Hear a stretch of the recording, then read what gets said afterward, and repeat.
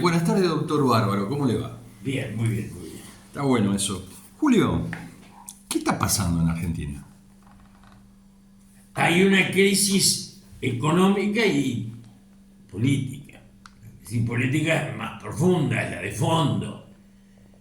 Cuando uno escucha al presidente y a ese amontonamiento de pseudo empresarios decadentes que lo aplauden, la pavada que dice. Es decir, yo a mi edad nunca imaginé que tuviera un presidente tan limitado mentalmente, digamos, tan grosero, tan grotesco, tan descerebrado, ¿no? Y las cosas que dice, anoche lo escuché a Martín Tetaz, que era un adherente a la causa del gobierno, ya enojadísimo, Claro. porque las frases que usa el presidente tiene es un economista normalmente es un ser menor, no es un humanista. Un economista, ninguna empresa la maneja el contador, entonces, Claro. ni la piensa el contador. Es un economista que será macro, verde, amarilla, color, dice esas cosas que todos escuchamos, la miseria crece, él realmente empobreció a los jubilados y asalariados de una manera brutal. ¿Hay causa anterior? Más bien que hay causa anterior. Todos los gobiernos. Había un libro de Enrique Silvestein que se llamaba Los Ministros de Economía Sí. y mostraba que todos los que asumieron dijeron: nunca estuvimos peor. Bueno, es una frase de los argentinos por la decadencia. Está pasando que él se está confrontando con la dirigencia política que tendría que haber seducido. Cuando asume empieza a tener un consenso, el PRO, que vendría a ser un movimiento que no se sabe para dónde va, que quedó medio disuelto, el radicalismo, que está fracturado y trata de... Pero en realidad somos una sociedad sin patriotismo. No hay patriotismo, hay defensa de los intereses. Y los liberales, los Sturzenegger, los Caputo, los Cavallo, los Martínez de O, son herederos, tipos que vienen a ver qué venden, de qué pedazo vendemos. Y entonces eso del RI, todo eso regalemos, demos, vivir de renta. O sea, es una concepción económica parásita. Hasta Perón hubo industria. Y la industria nos incorporaba a todos los habitantes de la Argentina. No había necesidad de un subsidio, ni había desocupación, 4%, 5%, no había deuda externa. Hasta que viene la dictadura saca la industria, pone los bancos y después viene el Turco Menem, destruye el ferrocarril, regala la luz, los aeropuertos, el gas. Entonces ahora tenemos que depender de los regalados. Y aparece ese Duhovne, que lo vi antes de ayer con España. Yo España lo veo siempre, lo respeto, pero Duhovne es el que dijo: la única virtud de Cristina es no dejar deuda, y nos dejó 47.000 palos. O sea, la idea de los parásitos, nosotros no tenemos clase alta nacional. Patriota, eso que tiene Brasil, que tiene Uruguay, que tiene Chile. Patriotismo no tenemos, tenemos vende patria. Pero yo había escrito un libro que se titulaba Los vende patria. Son estos muchachos. Sí. Son los Menem vendiendo el ferrocarril en pedazos, y después Eduardo Menem habla ahí, él lo había traído a Dromi para arreglar los entuertos. O sea, vendían todo y el otro arreglaba los papeles para no ir preso. Es una concepción degradada de la sociedad. La culpa de Alberto Fernández es total, la de Cristina total. Nosotros veremos en caída libre desde Alfonsín para acá. Ahora, quería preguntar, por esto que se ve en estos últimos días, ¿no?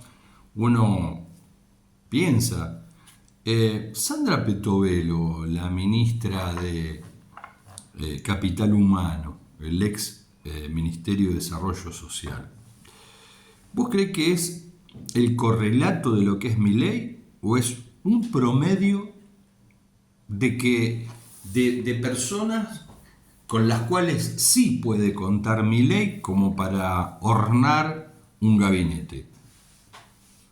Milei es un personaje que ganó en contra de un fracaso de Alberto Fernández y de Massa. En la segunda vuelta, todos los chistes. Él no tiene un cuadro digno, lo tiene a Guillermo Franco. Después son todos analfabestias. Uno los escucha, lo escucha Marra, los escucha y azorado, las pavadas, de repente tienen un versito que tienen instalado.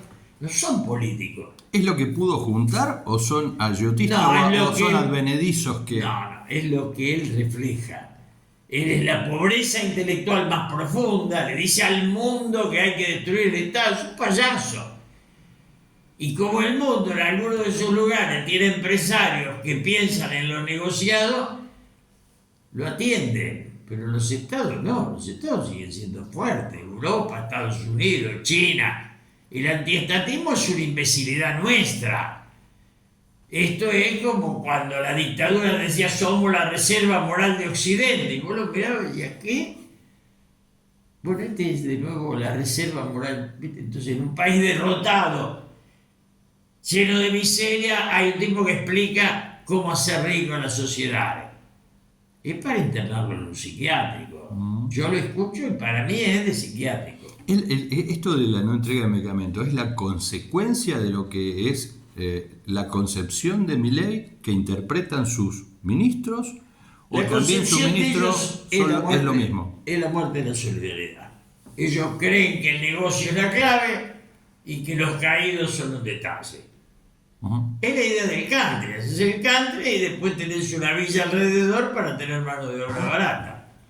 Esa Argentina que funciona así cuando estaba integrada, la desintegraron. Ahora, los sectores estos que viven en el country, lo que vos me referías, que yo no sé si son todos sectores del privilegio, porque vivirá quien vivirá. Pero me pregunto, ¿quiénes son los armadores de toda esta realidad? Que a posteriori se la van a encontrar más adelante, porque van a parar en un semáforo, como puede pasar en Brasil, y te van a pegar un tiro para sacarte un atado de cigarrillos, o querer robarte el auto. En la medida en que esto siga avanzando, estos temas se van a volver casi cotidianos. Esperemos que no. Hay un deterioro de una expectativa, los encuestadores, que son todos rentados. En la Argentina lo importante de los encuestadores es que no se venden, se alquilan. Entonces te siguen diciendo, tienes 56, 57, estás cansado, vos y yo, de ver tipos que dicen, lo voté, pero no quiero verlo más. Sí, claro. Ese no lo anota, el encuestador que cobra no lo anota porque no cobra si lo anota. O sea, yo me acuerdo cuando Macri iba a perder, que tenía encuestas que le daban ganador. Perdió por 18 puntos la primera vuelta. Sí, claro. Y las tenía. Y a mí me dijo, no, las encuestas, y yo le dije, pero las pagás. Entonces, la prostituta paga, dice, estar enamorada, al rato que duran los dólares. Y el encuestador es lo mismo. La Argentina tiene una degradación de todo, entre ellos de las encuestas. Ahora, es lento, hay esperanza porque no hay alternativa. Se entiende que muchos humildes, digamos, ¿qué hizo Alberto Fernández? Se dedicó con el kirchnerismo a los derechos de los guerrilleros, los derechos humanos de la guerrilla y los derechos de la sexualidad. Dos temas que no tienen que ver con los pobres. Logró que los pobres odien al peronismo. ¿Qué no es el peronismo? El kirchnerismo. A ese disfraz progresista, hijo del decadente alcahuete de Berbisky y sus consecuentes, que ocupaban los cargos y se hicieron odiar por la gente. Logramos que ese peronismo que daba arraigado a los humildes fuera repudiado por los humildes. Ese es el logro de Alberto Fernández y el final de Cristina también. ¿Fue un objetivo esa política o mala praxis? Una bestia bruta. Más analfabeto que Alberto Fernández yo no conocía ninguno. Bestia, analfabeta, mediocre, todas tienen. ¿Cómo se va a reconstruir, digamos, una fuerza política que adquiere un volumen como para poder decir no sigamos cayendo, ni pensar a lo mejor en transformar? Tendrá mucho que ver lo que se hará en un principio, pero la pregunta es esta, Julio. Si la confrontación con la caída de Menem, bueno, vino de la Rúa, se bajó el Turco, accedió a la primera magistratura Néstor Kirchner, le continuó Cristina. Vienen las elecciones, le gana al peronismo, a Scioli o a Cristina, quien pensémoslo como vos quieras, no estando tan mal la Argentina. Le gana un partido que es municipal, el PRO, con asistencia del legalismo. Por otro lado, ve un poco más acá, ¿quién le gana al justicialismo, al kirchnerismo? Dos personas, digamos, con cuatro cámaras. El kirchnerismo es la muerte del peronismo. El kirchnerismo es la degradación del peronismo en una estructura de izquierda universitaria. Alvearización, digamos. No, alrededor del talento. Sí, Estos son ratones que se afanan los cargos. ¿Cómo vamos a...? Alvearización es la concepción de la vida. Sí. Estos son buscas que se afanan los carguitos. ¿Qué es la cámpora? Para nombrar pariente.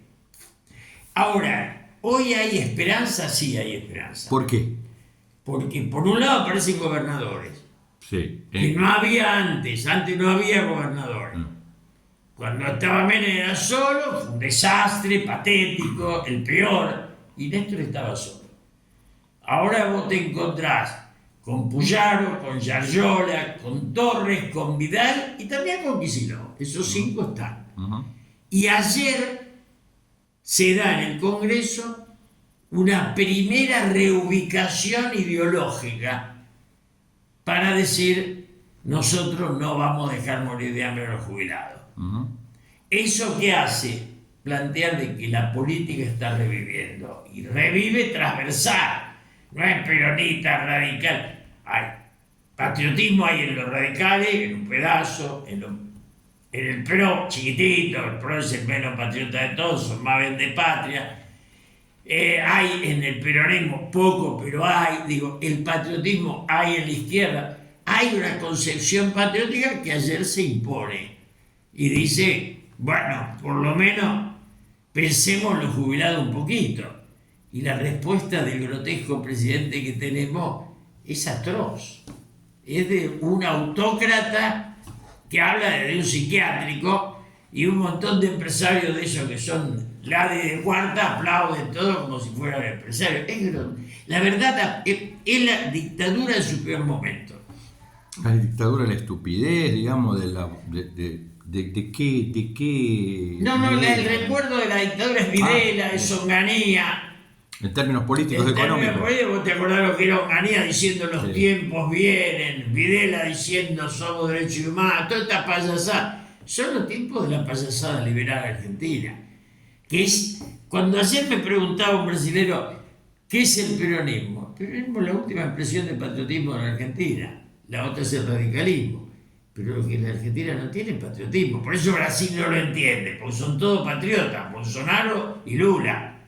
Acá patriotismo queda un poquito en el peronismo, un poquito en el radicalismo, un poquito en los conservadores, pero quedan restos de patriotismo. Julio, hoy a la tarde en Ferro, Moreno hace un lanzamiento, hace una presentación, un plan económico, para volver a esa fuerza que tenía mucha identidad histórica y la tiene el peronismo, para quien quiera profundizar un poco.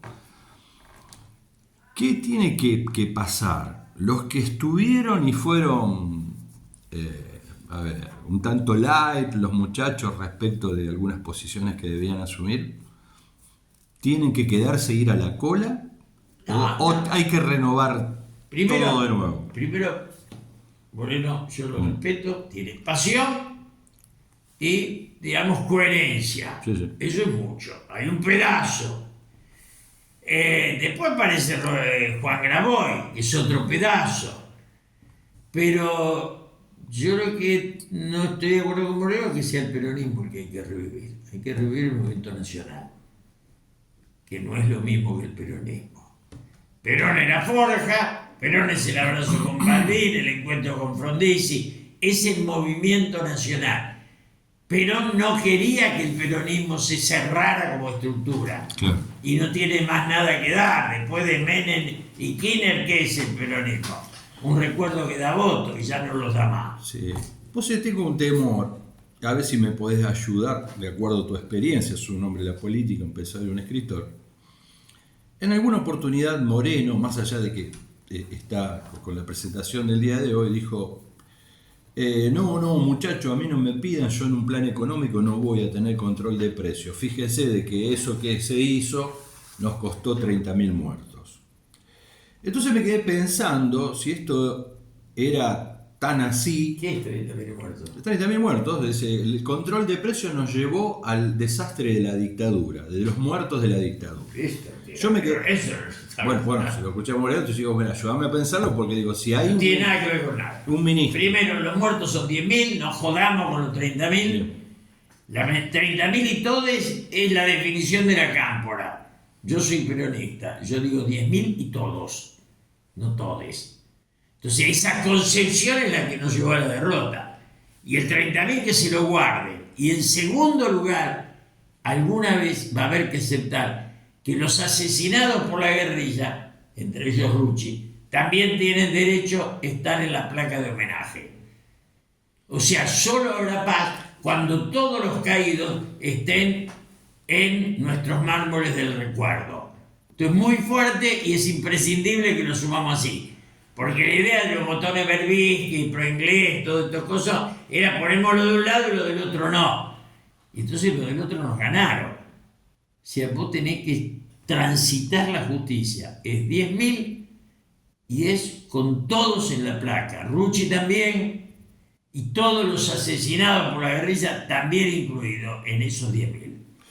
Ahora, en términos económicos, para volver de nuevo más allá de la acotación que me hace, digo, ¿tiene algo que ver un plan económico que haya impulsado el peronismo en ese interregno del plan trienal que haya herido el poder del gran capital en la década del 70? La muerte de Perón, basta, no demos más vuelta. El poder de Perón era 100, se murió Perón, se no quedó nada. Si vamos a explicar la muerte de Perón desde un plan económico, es que en lugar de entender historia, leímos un manual de primer grado. Bien. Sí, la muerte de Perón la aprovechan para terminar con la nación. Y la guerrilla es muy culpable. No es reivindicable, es culpable. La guerrilla en dictadura era digna. En democracia la traición a la patria. Y nunca lo asumimos así. Bien. ¿Cómo imaginás los próximos pasos? Digo, atento a que todo un arco de economistas dice esto se está degradando rápidamente.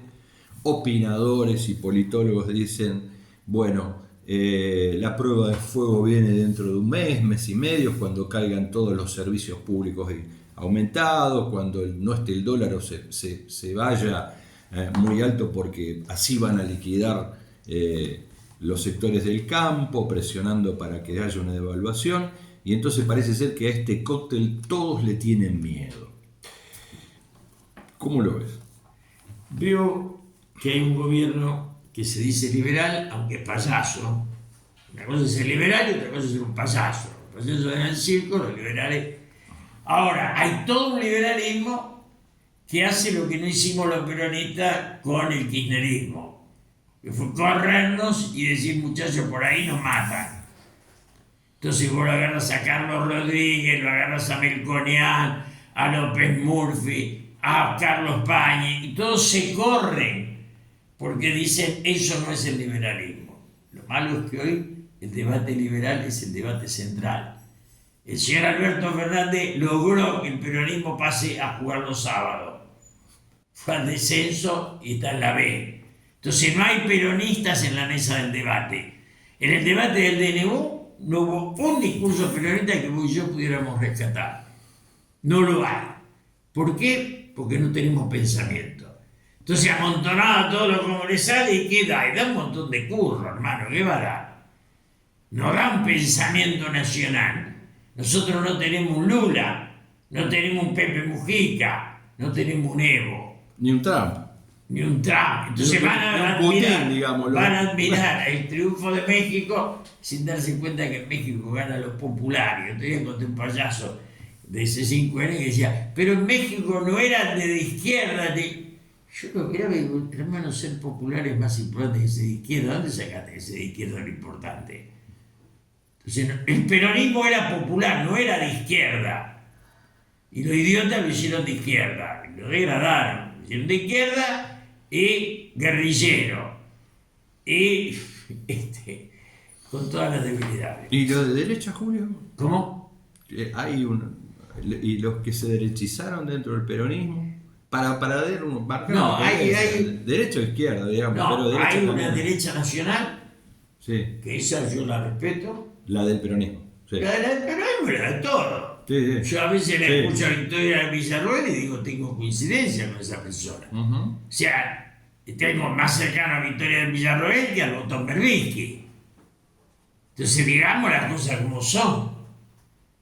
Y la parte de la derecha de que a veces se dice el peronismo que no es tan nacional. Ah, no, esos son traidores a la patria. Los Menem, por ejemplo, son una raza de traidores a la patria. Eso es una cosa. Eso vendieron todo, eso destruyeron el ferrocarril. La destrucción del ferrocarril es lo imperdonable. Regalaron los aeropuertos, la luz, el gas, el teléfono. Esos son peores que la dictadura. En lo económico fueron peores que la dictadura. Te preguntaba porque el Papa dijo el otro día defender los derechos del pueblo y no ser comunista. Y es muy común de que se desvirtúe cuando a Milei ve cualquier cosa vinculada con lo social, un gesto social, y dice un comunista, son todos comunistas. ¿Viste cómo es? Responderle al pobre Milei es perder. A lo loco hay que escuchar. Pero caló profundo en la sociedad eso, ¿no? Sí, pero porque nosotros perdimos la idea. Abandonar, sí. Al lado de Alberto Fernández, Milei era una opción. ¿Qué querés? El otro decía todo de 30.000. Vino este y dijo, pero él está loco. Eso no se cura. A ver, no me gustan las hipótesis, y es contrafáctico además también pensar otra cosa. Digo, ¿el gobierno vos lo ves fuerte o lo ves débil, Débil. para enfrentar los próximos acontecimientos? La Argentina la veo débil, la política se está fortaleciendo por afuera, gobernadores y parlamento, y básicamente el gobierno lo nombra Franco, que es el mejor cuadro que tiene, pero después tiene Petovelo, los personajes.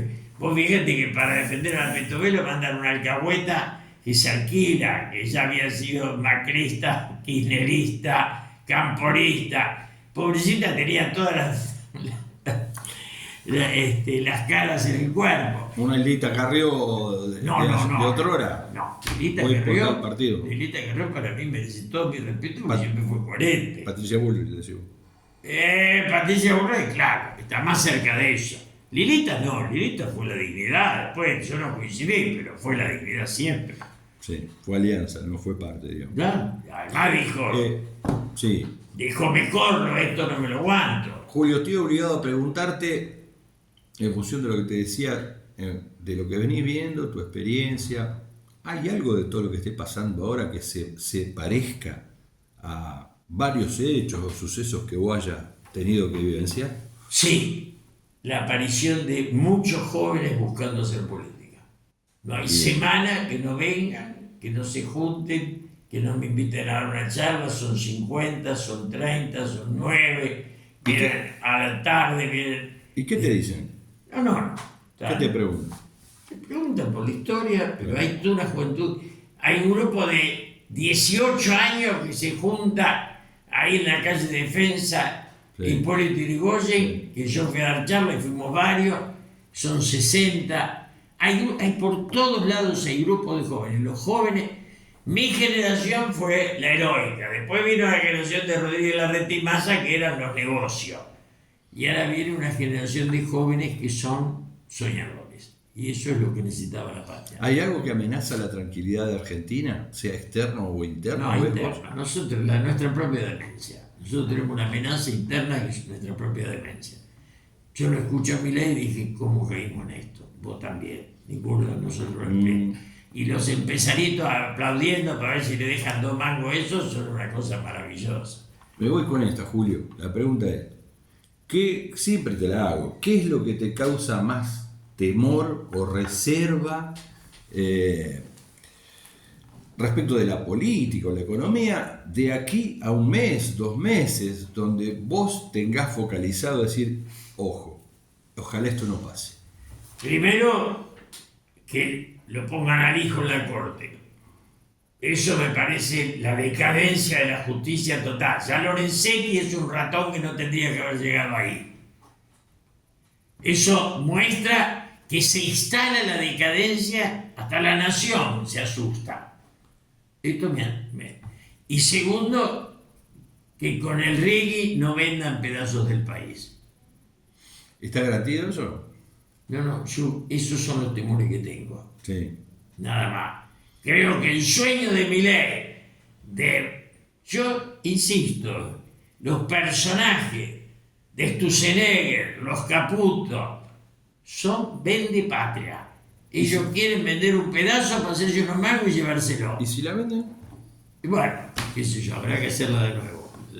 La reconquistaremos como los patriotas que lo hicieron con la espada, nosotros lo haremos con el esfuerzo. Con lo que tengamos. Pero empieza a haber sublevación y lo de diputados votando por los jubilados es una gran esperanza. Este encuentro que vos estás casi rescatás respecto de lo que fue la solución de la fórmula de movilidad jubilatoria, digamos, para los jubilados y pensionados.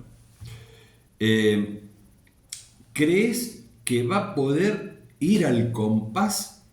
No, es el principio. No, estoy tratando esto de decir, a ver, ¿podrá ir la recomposición al mismo ritmo con el cual se van produciendo cada vez más manifestaciones sociales? Eso no se sabe. ¿Se puede parar? Es devenir la historia. Y yo veo gestos, este fue muy importante.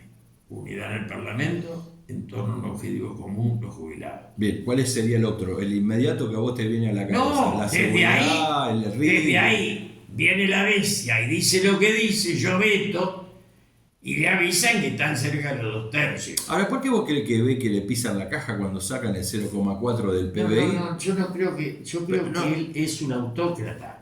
No es que le pisan la caja. Él nunca asumió la democracia. Necesita una excusa, digamos. Él es un analfabeto que dice, de los 4 miembros de la Corte hay 3 que no me quieren. O sea, es un infradotado que cree que los de la Corte lo tienen que querer. Claro. Es como la reforma que querían hacer los kirchneristas, ¿viste? Una corte para ellos. Señores, o la corte es libre o no tenemos democracia. Y que el Parlamento se esté liberando es un gran paso. Muchas gracias, Julio.